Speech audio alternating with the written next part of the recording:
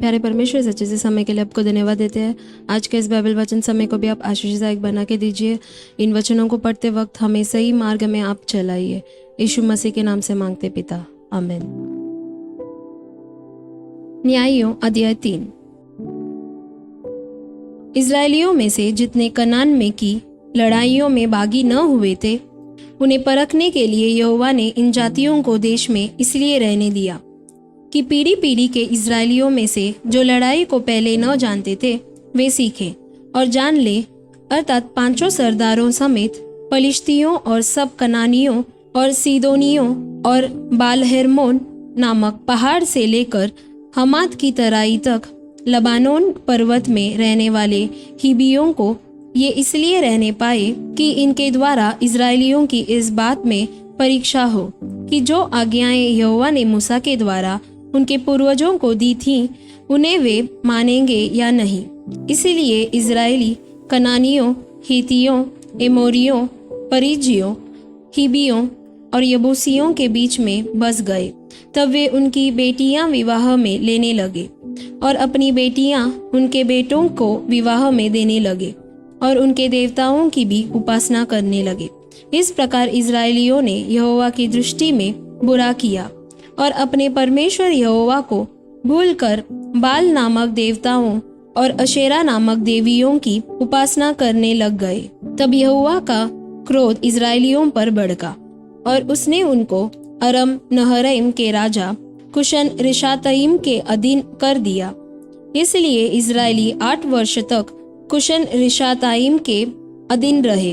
तब इस्राएलियों ने यहोवा की दुहाई दी और उसने इस्राएलियों के छुटकारे के लिए कालेब के छोटे भाई ओतनीएल नामक कनजी के पुत्र को ठहराया और उसने उनको छुड़ाया। उसमें यहोवा का आत्मा समाया और वह इस्राएलियों का न्यायी बन गया और लड़ने को निकला। और यहोवा ने अराम के राजा कुशन रिशातईम को उसके हाथ में कर दिया और वह कुशन रिशातईम पर जयवंत हुआ। तब 40 वर्ष तक देश में शांति बनी रही। तब कनजी का पुत्र ओतनीएल मर गया। तब इस्राएलियों ने फिर यहोवा की दृष्टि में बुरा किया और यहोवा ने मोआब के राजा एग्लोन को इस्राएल पर प्रबल किया, क्योंकि उन्होंने यहोवा की दृष्टि में बुरा किया था। इसलिए उसने अम्मोनियों और अमालेकियों को अपने पास इकट्ठा किया और जाकर इस्राएल को मार लिया और खजूर वाले नगर को अपने वश में कर लिया। तब इस्राएली 18 वर्ष तक मोआब के राजा एग्लोन के अधीन रहे। फिर इस्राएलियों ने यहोवा की दुहाई दी और उसने गेरा के पुत्र यहूद नामक एक बिन्यामीनी को उनका छुड़ाने वाला ठहराया। वह बेहंता था। इस्राएलियों ने उसी के हाथ से मोआब के राजा एग्लोन के पास कुछ भेंट भेजी। यहूद ने हाथ भर लंबी एक 2धारी तलवार बनवाई थी और उसको अपने वस्त्र के नीचे दाहिनी जांघ पर लटका लिया। तब वह उस भेंट को मोआब के राजा एग्लोन के पास, जो बड़ा मोटा पुरुष था, ले गया। जब वह भेंट को दे चुका तब भेंट के लाने वाले को विदा किया, परंतु वह आप गिलगाल के निकट की खुदी हुई मूर्तों के पास लौट गया और एग्लोन के पास कहला भेजा, हे राजा, मुझे तुझसे एक भेद की बात कहनी है। तब राजा ने कहा, थोड़ी देर के लिए बाहर जाओ। तब जितने लोग उसके पास उपस्थित थे वे सब बाहर चले गए। तब यहूदा उसके पास गया। वह तो अपनी एक हवादार अटारी में अकेला बैठा था। यहूद ने कहा, परमेश्वर की ओर से मुझे तुझसे एक बात कहनी है। तब वह गद्दी पर से उठ खड़ा हुआ। इतने में यहूद ने अपना बायां हाथ बढ़ाकर अपनी दाहिनी जांघ पर से तलवार खींचकर उसकी तोंद में घुसेड़ दी और फल के पीछे मूठ भी पैठ गई और फल चर्बी में दसा रहा, क्योंकि उसने तलवार को उसकी तोंद में से न निकाला, वरन वह उसके आर पार निकल गई। तब यहूद छज्जे से निकलकर बाहर गया और अटारी के कीवाड़ खींचकर उसको बंद करके ताला लगा दिया। उसके निकल कर जाते ही राजा के दास आए तो क्या देखते हैं कि अटारी के किवाड़ों में ताला लगा है। इस कारण वे बोले, निश्चय वह हवादार कोठरी में लघु शंका करता होगा। वे बाट जोते जोते थक गए। तब यह देखकर कि वह अटारी के किवाड़ नहीं खोलता, उन्होंने कुंजी लेकर किवाड़ खोले तो क्या देखा कि उनका स्वामी भूमि पर मरा पड़ा है। जब तक वे सोच विचार कर ही रहे थे, तब तक यहूद भाग निकला और खुदी हुई मूर्तों की परली ओर होकर सेईरे में जाकर शरण ली। वहां पहुंचकर उसने एप्राइम के पहाड़ी देश में नरसिंगा फूका। तब इजरायली उसके संग होकर पहाड़ी देश से उसके पीछे पीछे नीचे गए और उसने उनसे कहा, मेरे पीछे पीछे चले आओ, क्योंकि यहोवा ने तुम्हारे मोआबी शत्रुओं को तुम्हारे हाथ में कर दिया है। तब उन्होंने उसके पीछे पीछे जाके यरदन के घाटों को जो मोआब देश की ओर है ले लिया और किसी को उतरने न दिया। उस समय उन्होंने कोई 10,000 मोआबियों को मार डाला। वे सब के सब हष्ट पुष्ट और शूरवीर थे, परंतु उनमें से एक भी न बचा। इस प्रकार उस समय मोआब इज़राइल के हाथ के तले दब गया। तब 80 वर्ष तक देश में शांति बनी रही। उसके बाद अनात का पुत्र शमगर हुआ। उसने 400 पलिश्ती पुरुषों को बैल के पैन से मार डाला। इस कारण वह भी इज़राइल का छुड़ाने वाला हुआ। आमीन। पहला कुरिन्थियों अध्याय 14।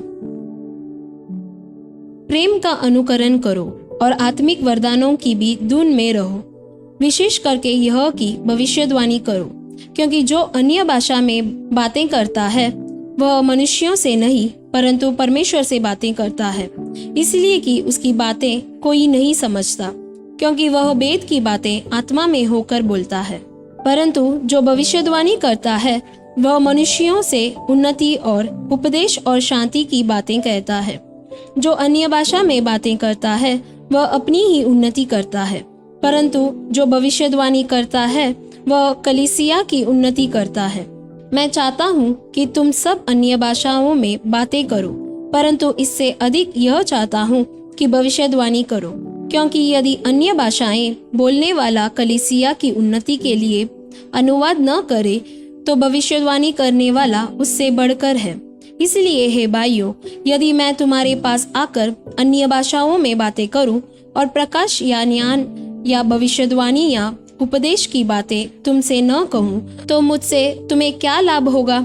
इसी प्रकार यदि निर्जीव वस्तुएं भी जिनसे ध्वनि निकलती है, जैसे बांसुरी या बिन, यदि उनके स्वरों में भेद न हो, तो जो फूंका या बजाया जाता है वह कैसे पहचाना जाएगा?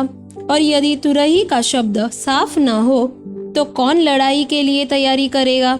ऐसे ही तुम भी यदि जीभ से साफ साफ बातें न कहो, तो जो कुछ कहा जाता है वह कैसे समझा जाएगा? तुम तो हवा से बातें करने वाले ठहरोगे। जगत में कितने ही प्रकार की भाषाएं क्यों न हो, परंतु उनमें से कोई भी बिना अर्थ की न होगी।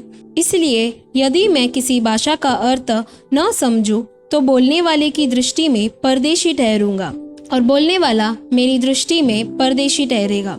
इसलिए तुम भी जब आत्मिक वरदानों की धुन में हो, तो ऐसा प्रयत्न करो कि तुम्हारे वरदानों की उन्नति से कलीसिया की उन्नति हो।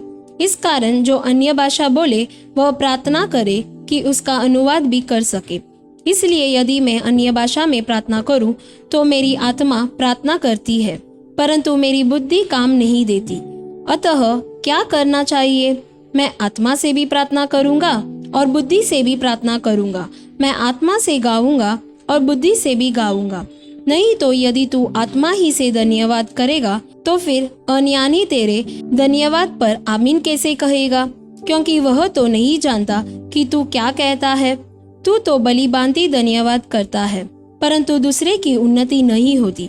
मैं अपने परमेश्वर का धन्यवाद करता हूँ कि मैं तुम सब से अधिक अन्य भाषाओं में बोलता हूँ, परंतु कलीसिया में अन्य भाषा में 10,000 बातें कहने से यह मुझे और भी अच्छा जान पड़ता है कि दूसरों को सिखाने के लिए बुद्धि से 5 ही बातें कहूँ। हे भाइयों, तुम समझ में बालक न बनो, बुराई में तो बालक रहो, परंतु समझ में सियाने बनो। व्यवस्था में लिखा है कि प्रभु कहता है, मैं अपरिचित भाषा बोलने वालों के द्वारा और पराये मुख के द्वारा इन लोगों से बातें करूंगा, तो भी वे मेरी न सुनेंगे। इसलिए अन्य भाषाएं विश्वासियों के लिए नहीं, परंतु अविश्वासियों के लिए चिन्ह है, और भविष्यवाणी अविश्वासियों के लिए नहीं, परंतु विश्वासियों के लिए चिन्ह है। अतः यदि कलीसिया एक जगह इकट्ठी हो और सबके सब अन्य भाषाएं बोले और बाहर वाले या अविश्वासी लोग भीतर आ जाएं, तो क्या वे तुम्हें पागल न कहेंगे?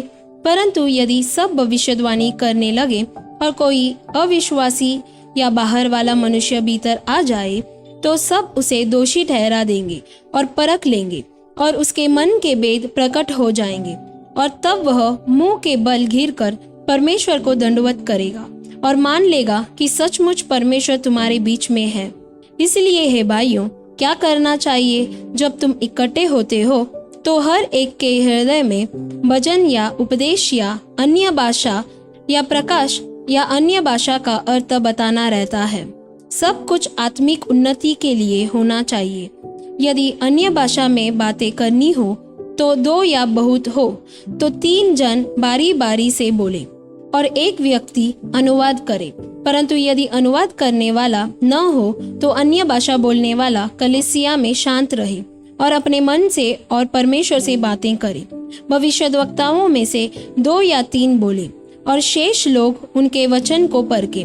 परंतु यदि दूसरे पर जो बैठा है कुछ ईश्वरीय प्रकाश हो तो पहला चुप हो जाए, क्योंकि तुम सब एक एक करके भविष्यवाणी कर सकते हो, ताकि सब सीखें और सब शांति पाएं।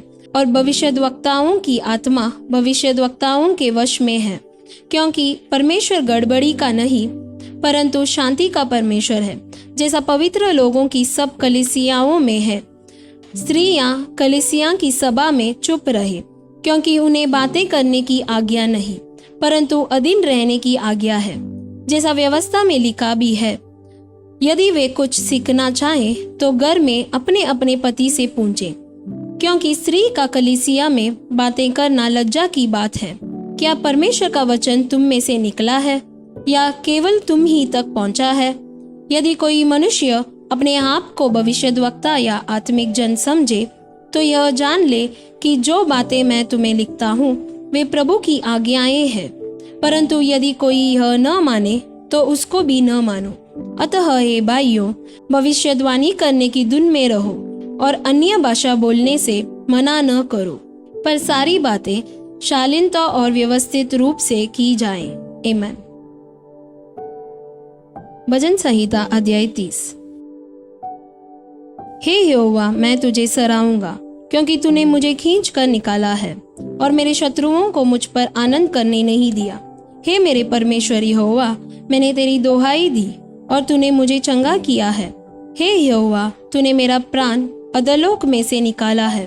तूने मुझको जीवित रखा और खबर में पड़ने से बचाया है।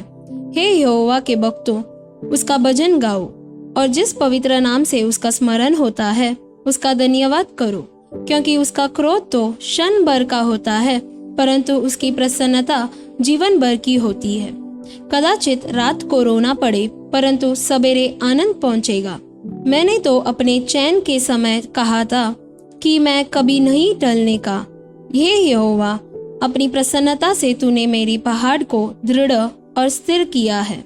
जब तूने अपना मुख फेर लिया तब मैं घबरा गया। हे यहोवा, मैंने तुझी को पुकारा और यहोवा से गिड़गिड़ा कर यह विनती की कि जब मैं खबर में चला जाऊंगा तब मेरे लहू से क्या लाभ होगा? क्या मिट्टी तेरा धन्यवाद कर सकती है? क्या वह तेरी सच्चाई का प्रचार कर सकती है? हे यहोवा, सुन, मुझ पर अनुग्रह कर। हे यहोवा, तू मेरा सहायक हो। तूने मेरे लिए विलाप को नृत्यों में बदल डाला।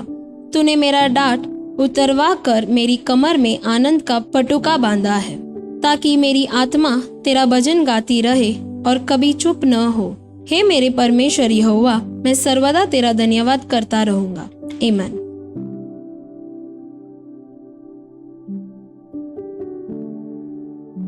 प्यारे परमेश्वर, इस अच्छे से समय के लिए आपको धन्यवाद देते हैं। जैसे हम पढ़े थे परमेश्वर, हम भी आत्मिक वरदानों के धुन में रहने के लिए मदद कीजिए और भी वरदानों से हमें आप भर दीजिए। आपके हाथों में सब कुछ समर्पण करते हैं। यीशु मसीह के नाम से मांगते पिता, आमीन। God bless you.